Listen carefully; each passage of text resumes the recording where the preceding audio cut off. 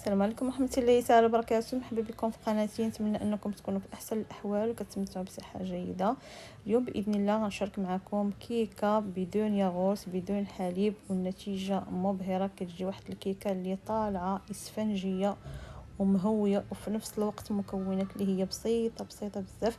انا هنايا قطعت لكم باش تشوفوا النتيجه.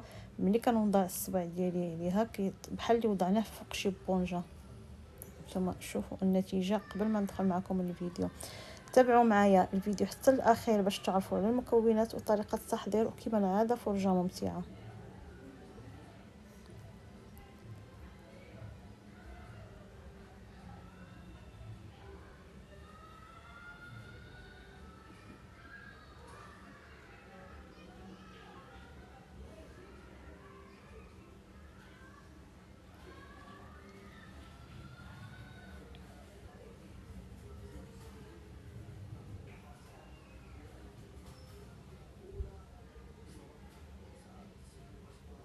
بسم الله على بركه الله. هنا عندي 3 ديال البيضات في حجم كبير. الا كان عندكم البيض في حجم صغير يمكن لكم تستعملوا 4 ديال البيضات باش تجيكم الكيكه ديالكم هكا طالعه.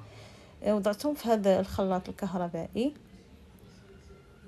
غنضيف هنايا كاس ديال السكر حبيبات، يمكن لكم تستعملوا غير كاس الا ربع ديال السكر، المهم السكر كيبقى دائما على حسب الذوق. كاس الا ربع من الزيت النباتيه.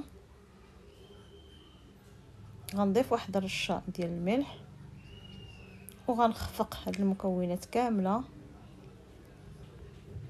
حتى كينسجموا ليا جميع المكونات وكيتضاعف الحجم ديال البيض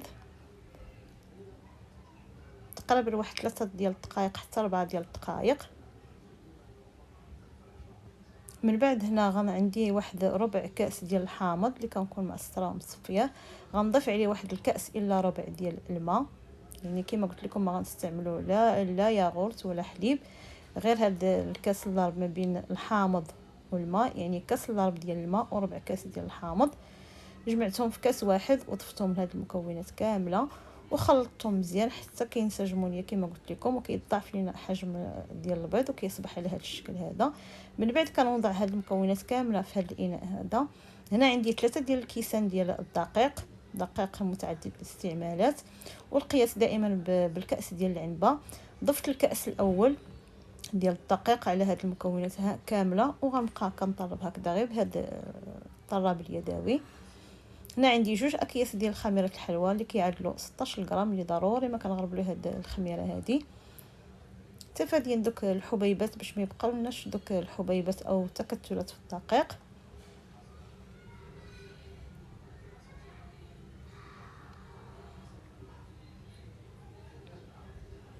وغنبقى كنحرك هنا غير بشويه، يعني غير من الفوق للتحت هكا باش ما نهبطوش داك البيض ديالنا اللي كنكونوا خفقناه من الاول. هنا غنضيف الكاس الثاني ديال الدقيق،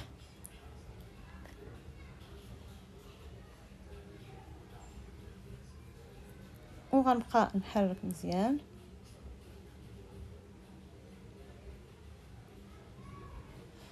هنا غنضيف داك القشور ديال الحامضه اللي كنكون عصرت. ضفت داك الحامض اللي كيكون اللون ديالو خضر، كيكون المذاق ديالو في الصراحه زوين. نتوما الا كان عندكم متوفر الحامض الاصفر ديروا غير الحامض الاصفر، انا هنا كان عندي متوفر داك الحامض الخضر، وفي نفس الوقت كيعطي واحد النكهه اللي هي زوينه. المهم بغيت نجاوب واحد الاخت في التعليق قالت لي انني كنستعمل القشور ديال الحامض بزاف. بصراحه انا كنستعمل القشور ديال الحامض بزاف لانني كنتفادى شويه، كنحاولوا نقصوا شويه من ديك المواد الكيماويه. المهم ملي استعملنا هنايا الخميره يعني بلا ما نستعملوا شي حاجه اخرى منكه اخر. المهم نتوما راكم عارفين انا كنهضر. من الاحسن اننا كنستعملوا المواد اللي هي طبيعيه. هاد القشور ديال الحامض كيعطيو واحد المذاق اللي هو زويون. المهم انا جاوبت على التعليق. هنا عندي الكاس الثالث ديال الدقيق، كما قلت لكم عندي 3 ديال الكيسان ديال الدقيق، لا زايد لا ناقص. ضفت هذا الكاس الثالث تدريجيا، دائما الدقيق الاخير كنضيفوه تدريجيا حتى كنحصلوا على القوام اللي كنكونوا باغيين. كما كتشوفوا هذا هو القوام اللي حصلنا عليه. كيجي الخليط يعني مرغوي ومهوي، واخا ما استعملنا لا حليب لا ياغورت. نتوما كما كتشوفوا ان الخليط هو هذاك. ملي كنهزوها الطراب هكا كيبقى داك الخط ما كيتقطعش. هنا خديت المول ديالي وزعت فيه شويه ديال الزبده، دهنتو كامل بالزبده، يعني كتحاولوا تدهنوه كامل بالزبده باش ما يلتصقش لكم الكيك ديالكم. غنرشوه بشويه ديال الدقيق،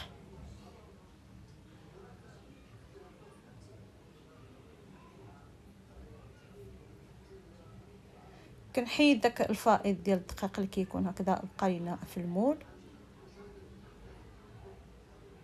وغنفرغ الخليط في هذا المول هذا. دائما ملي كنبغيو نفرغوا الخليط في المول كنرفعوا شويه اليد ديالنا هكا باش كيجينا الكيك ديالنا مهوي.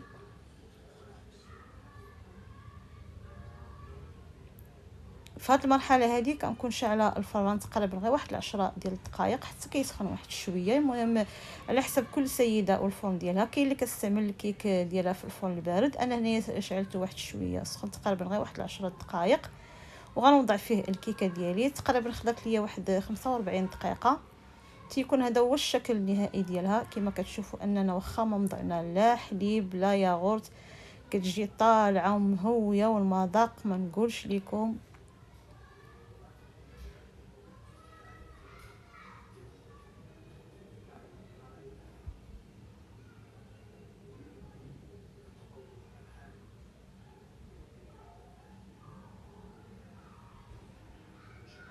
هانتوما كما كتشوفوا انها طالعه. انا هنايا تعمدت لكم باش نخليها يعني ما ضفت لها حتى شي تزيين باش تشوفوا يعني الشكل ديالها كي كيجي. يعني واخا ما نضيفوا لها حتى شي اضافه كتجي مهويه، وكما قلت لكم كتجي خفيفه وزوينه. ماشي من الضروري غير لما كان الحليب او الياغورت عاد نوض نحضروا الكيكه. كنوض اختي كنحيد العكز وكنوجدها لوليداتي وكتجي النتيجه مبهره. الصراحه انا هاد الكيكه عندي معتمده عندي النهار اللي ما كيكونش عندي الحليب او الياغورت. يعني كاينين شي حويجات اللي كيحضروا عندنا، كاينين شي حويجات اللي ما كيحضروش عندنا، يعني ماشي دائما اننا كنلقاو الحاجه متوفره. كنوض اختي كنحضر هاد الكيكه هادي، وكيكون هذا هو الشكل النهائي ديالها. نتمنى انكم نتوما تجربوها وتولي معتمده عندكم، وتردوا عليا في التعاليق ديالكم اللي دائما كتزيد بيا القدام. كنبغي نقول لكم كنشكركم على المتابعه، وكنشكركم على الدعم ديالكم، والناس اللي متبعيني كنبغي نشكرهم بزاف بزاف.